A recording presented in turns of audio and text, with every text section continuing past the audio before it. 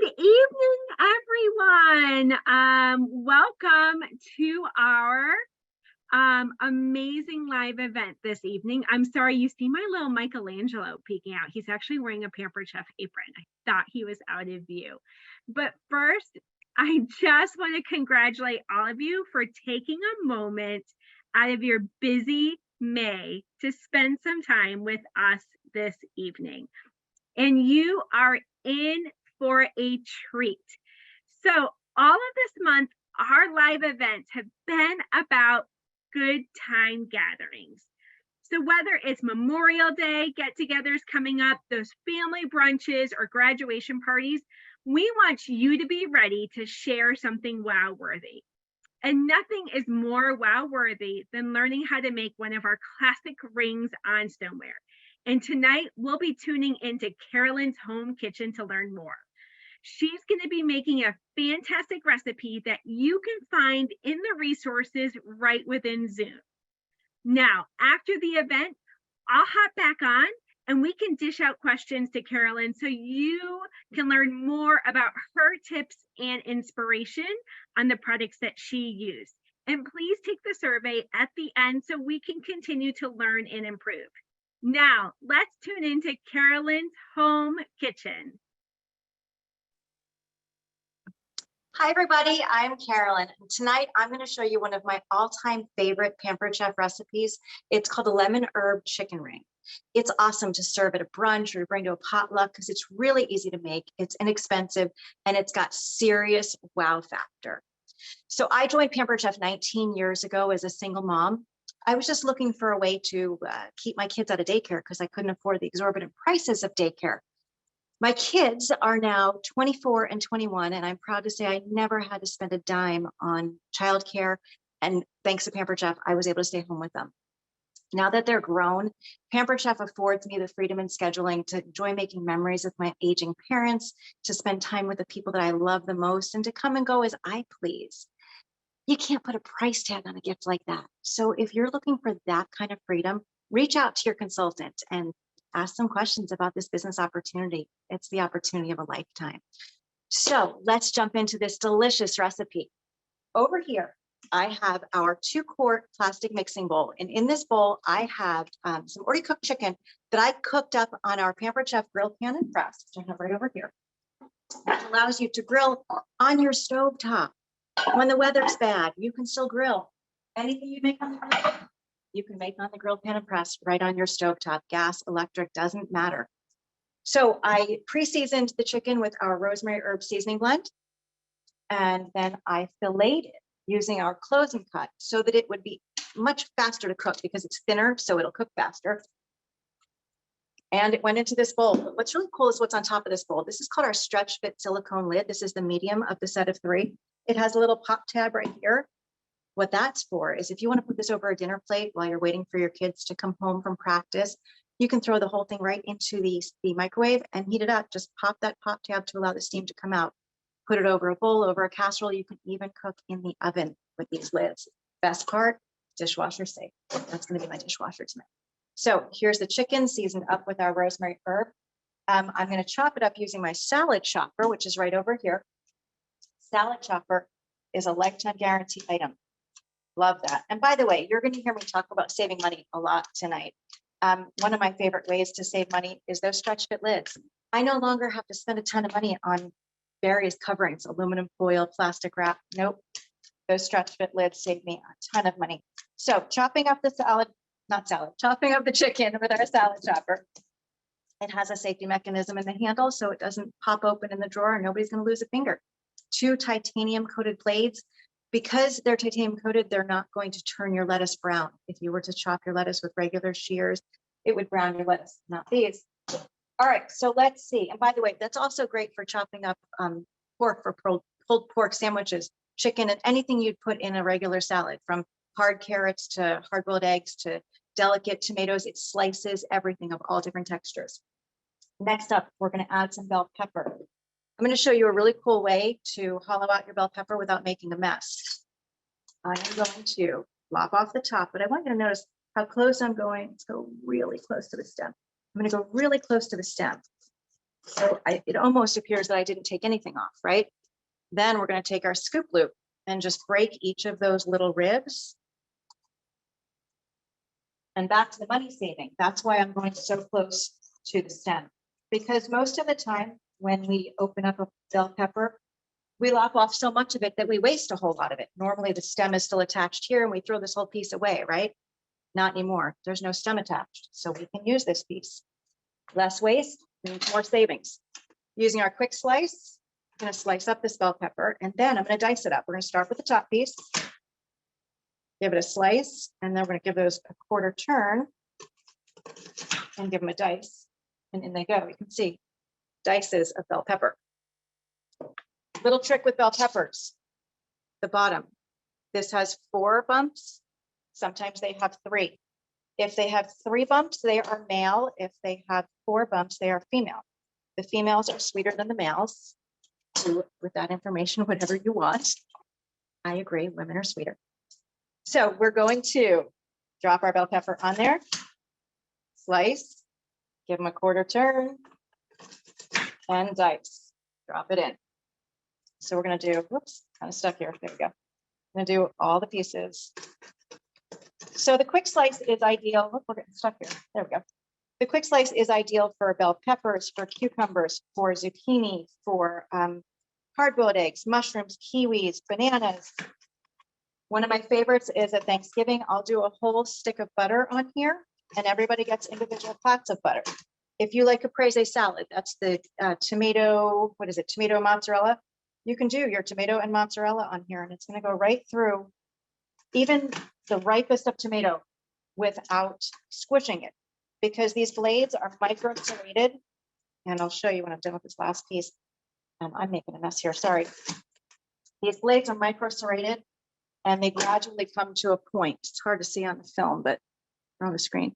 They gradually come to a point, so they're going to puncture before slicing so that you don't have the squishing of your tomatoes. All right, let's see. We did our bell peppers. What's happening next? I told you about, oh, other things you can do with the scoop loop. Where'd it go? The scoop loop, great for cleaning out papayas, cantaloupes, honeydew. I used it last night to pull my spaghetti squash. Great for hollowing out tomatoes to make, to stuff your tomatoes with chicken salad or tuna salad. All right, so let's see. Oh, and also great for Halloween pumpkins. Okay, so let's see. We've got some parsley, some fresh parsley. Love using fresh herbs in my cooking. It gives a brightness that you can't get with the dried herbs. We're going to strip. Okay, we're going to strip some of the parsley using our herb stripper. This just takes the leaves off of the stem. This is great for all of your different herbs like rosemary, cilantro, herbs that you want the leaves but not the stems. It has different size holes and you just pop the stem in there, give it a pull and the leaves come off and the stem stays there. The largest of the holes is great for stripping kale, which is kind of a big job, but when you have this tool, it makes it super easy. All right, so we've got some parsley. We're going to throw this into our manual food processor to process it down. The manual food processor has 3 blades at 3 different heights, so you're not having to scrape down the walls. And it goes, it also has,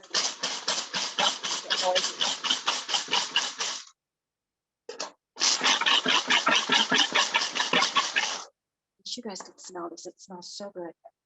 So we're going to throw this parsley in. The inner walls are also ribbed, which pushes the food back towards the center again, so you don't have to scrape down the walls as much. All right, what's going in next? Garlic, because every recipe needs garlic except for desserts. Our garlic press is wonderful in that you don't have to peel the garlic. You take the garlic right off of the clove, or the head, the clove right off of the head, drop it into the hopper. Little trick, try to always drop it in hump up. It makes it easier to get the skin off. Give it a squeeze, you saw that beautiful garlic and juice kind of squirt into the bowl. And there's the skin. No mess, no stinky hands. Flick it right into the trash. Let's get this guy out of the way. We'll do one more clove. I need 2 hands here. There we go. Again, try to get it in there hump side up if you can. And there's all the beautiful fresh garlic. You'll never use garlic again. When you taste the difference, you see the difference in the color when you're using fresh garlic. It's a bright white as opposed to that amber yellow jarred junk. So we're gonna give this a quick toss. We're gonna zest some lemon into here. Zesting some lemon is gonna give it a nice brightness. We're doing this with this guy. This is our adjustable zester. You can use this to get the protective cover off. You can use this right over your cutting board. If you're doing hard cheese, you throw it right into a little food hopper, protect your fingers, and do it right over your cutting board. You can open it all the way up and do it over your dish, whichever you prefer. We're doing the lemon. Important to know when you're zesting citrus, you only want to get the colored part of the citrus. If you go any deeper into the white part is called the pith, and it's very bitter. You don't want to get that into your food. So we just want about a teaspoon of zest here, and we're going to eyeball it. And you can see quite a bit of it under there, so we're going to just give that a little scrape down. All right, let's see how that's going to go. The zester is great for things like nutmeg, garlic, hard cheeses, all your different citrus zests. Next, where's my mozzarella or mozzarella, as my dad would say, in my silicone prep bowl. Love these silicone prep bowls. They're squishy, as you saw. I squeeze it to get the lid off because you can use it for pouring liquids and it becomes a funnel. But we're just doing some cheese. I went ahead and grated the cheese ahead of time just because you guys don't want to sit for all night watching me grate cheese. You know how to grate cheese. And then we're going to add some Parmesan that I also pre-grated, but I'm going to show you how I grated the Parmesan because it's a pretty cool tool.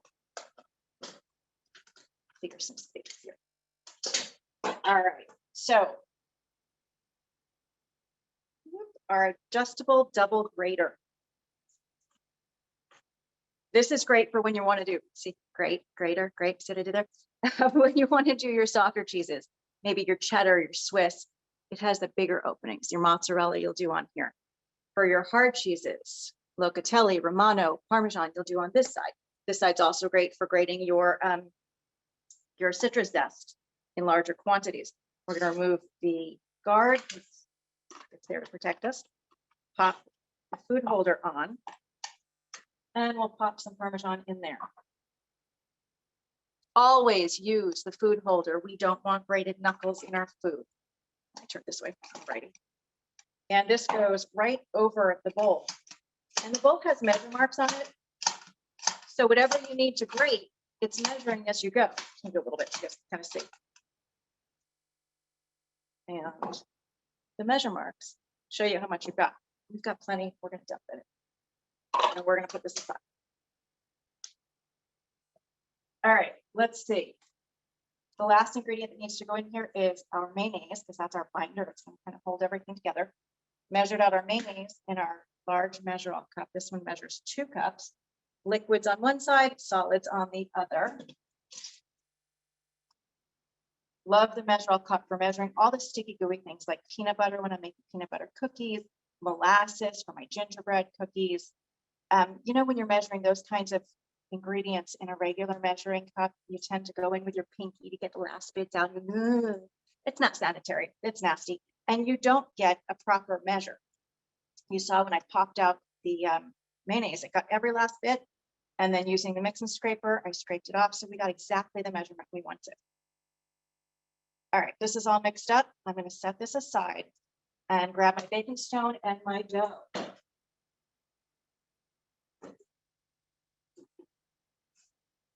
I do apologize for my back to the camera, but this dough is one of those ingredients that just has to stay refrigerated until the very last minute. I do recommend when you're making this recipe, don't go for the store brand crescent roll dough. Any store brand is not going to work. Stick to the name brand. It just, and I'm not a fan of name brand foods, but this is one of those that really makes a difference. So big tips when you're using the crescent roll dough. Oh no, this isn't going to open properly. Keep it in the refrigerator till the last minute and stick to the name brand. Oh, and you also only want to get the regular original. Don't get the fluffy, don't get the low fat. Those just do not cooperate with this recipe. Okay, we all know from when we were kids, this comes out in triangles. And here's the trick. Remember I said this recipe has a lot of wow factor. people look at this and they're like, I could never make this until you see how it's done. Think north, south, east, and west, or think of the face of a clock. You're going to do 12 o'clock, 6 o'clock, 9 o'clock, and 3 o'clock. Think about that. Drop them on. And then with this second section, you're going to fill in the difference. Pop those in. And it doesn't have to be perfect because it's all going to bake up beautifully. And if it comes out all uneven, we just call it rustic. People go with that. Yeah, and then for it to look. All right, next side. And next, again, we're just going to fill in the spaces in between. Open. Come on. There we go.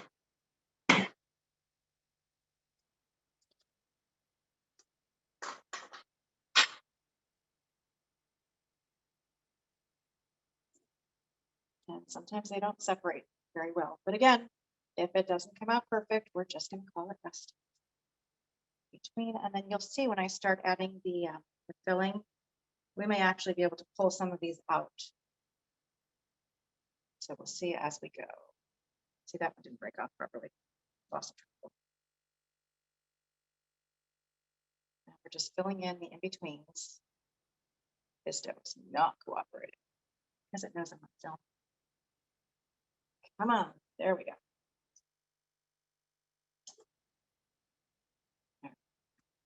You want to make sure to keep about a 5-inch opening in the center. And it should end up looking like a sunburst in this one right there.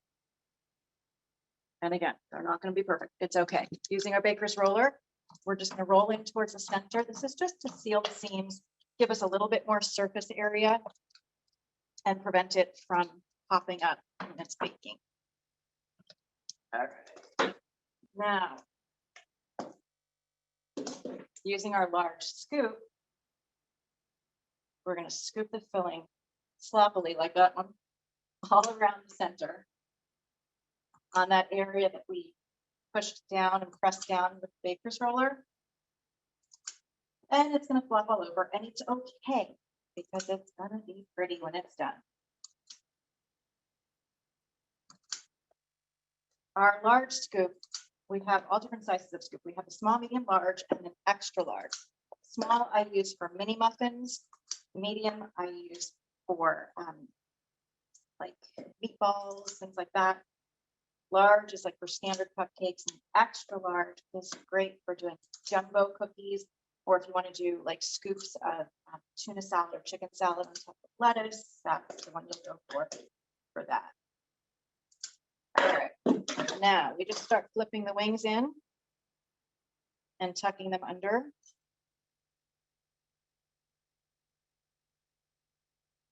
And the way we're doing this, it's going to be a ring or a wreath. But let's say you're feeling romantic. Let's say it's, I don't know, a bridal shower or an anniversary or Valentine's Day, or you're just feeling lovey-dovey. I'll show you how to make it really cute. See, we've got some extras here. Tuck that one in. And this guy is extra. So here we've got it as a ring, kind of a sloppy ring, but that's okay.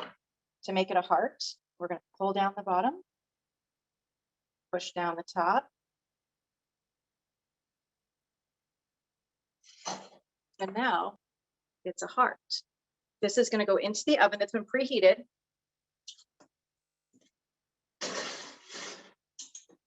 At 375 degrees. And here's one that I made a little bit earlier, but had not yet garnished. So the one that just went into the oven was done on our large round stone. That's with a beautiful white glaze around the edge. That's my favorite oven to table stone. It's dishwasher safe. Thank you, Lord. The one I made earlier, this is done on our pizza stone, also dishwasher safe, but does not have the pretty glaze around the edge. So when it comes out, there's our heart. It's nice and golden brown. In a minute after we garnish it, I'm going to show you one of the best things about stoneware is that whatever you see going on the bottom is exactly what you have going on the top. So in other words, when you're baking cookies, you don't have to worry about the bottoms being overcooked when the tops are still wet.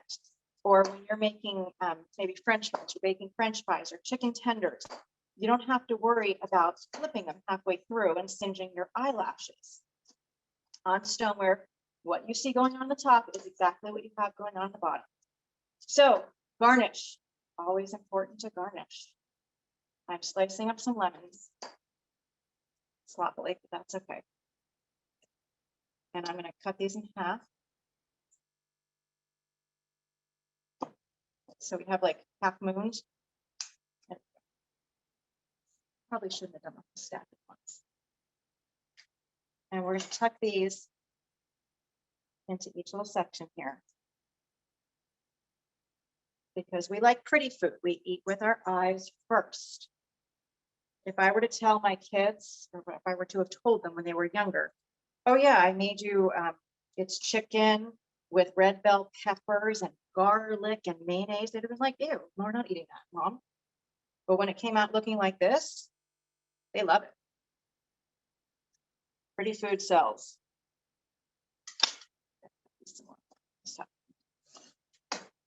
I'm using our slice and serve to kind of tuck these in. I'm also going to use this to serve.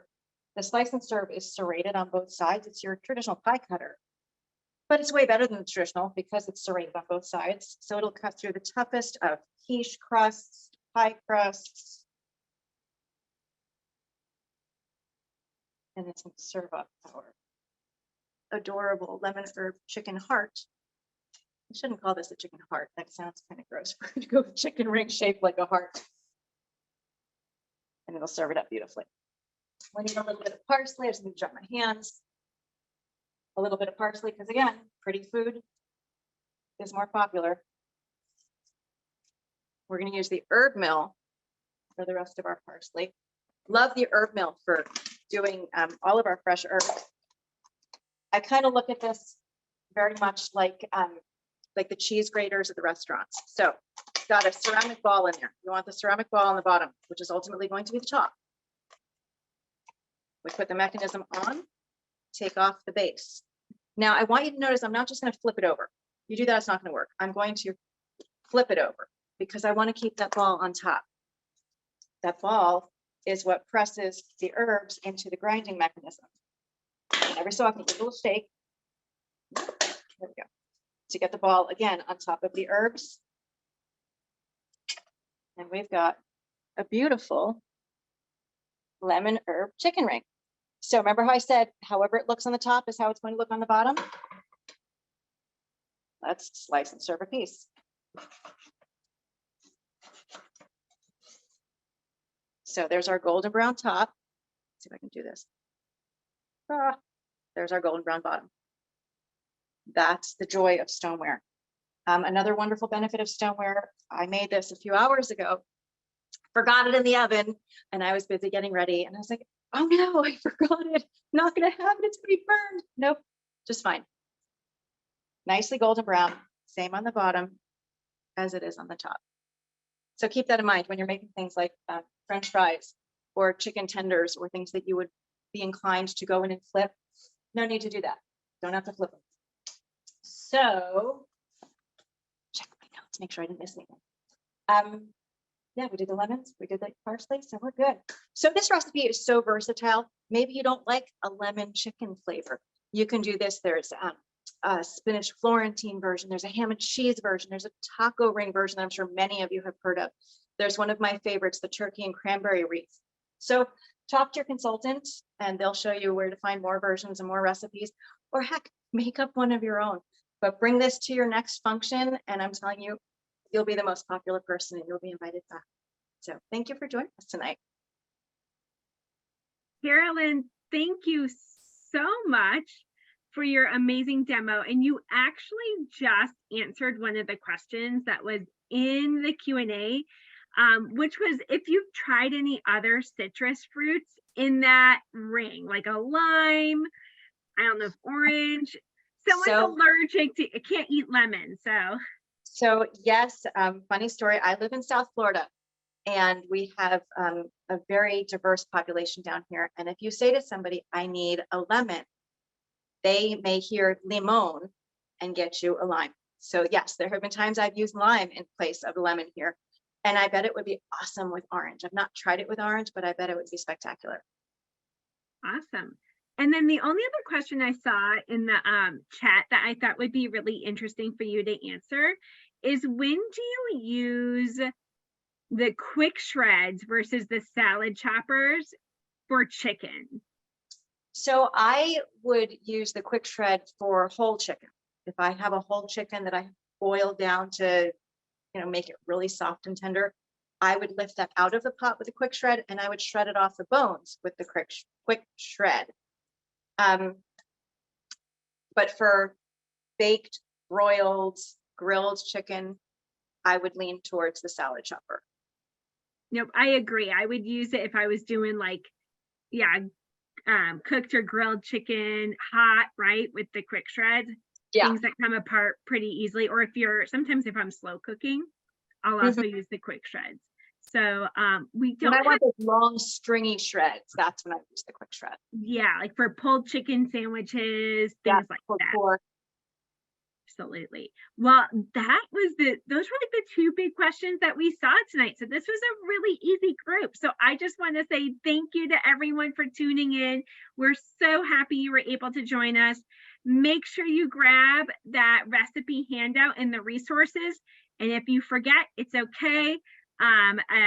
24 hours after the event, you'll get this recording and the recipes again too. So thank you all for joining us, and have a great evening. Good night.